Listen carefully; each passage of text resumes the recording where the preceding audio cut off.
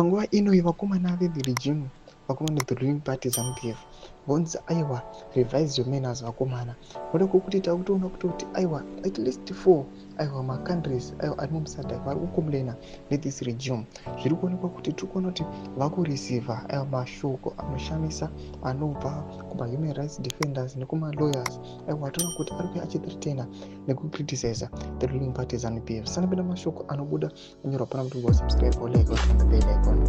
Tienda pahendo ari kutifadzima Mahere akudanyora achiti, can you not see that you are making fools of yourselves in the region? Do you know that at least 4 other countries are complaining about your insidious interference in their electoral affairs? Do you believe that this is something to be proud of? Is this the legacy you wish your chairmanship of SADC to be remembered for? What a mess. Forget you leaders.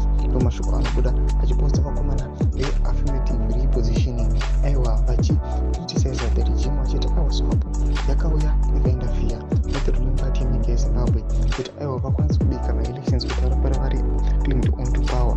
Zviri kuonekwa kuti aiwa vakomana ndo vakapushaka kuti aiwa mutungamiri wenyika yeZimbabwe aite the chairman weSADC kuti achinyatso kudetsera kumedla these polls aiwa kune ma-revolutionary parties arimo muSouthern Africa. Chitiko chiri kuonekwa kunzi aiwa vakomana veThe ruling party ZANU-PF vari kunzi nemo hamunyari here muchiona kuti aiwa at least 4 macountries vari against you. Mbuditse mafunguro enyu kunoti kudii pamusoro pechitiko ichi. Vapinda comment section yedu musana subscribe or like and turn on the bell icon.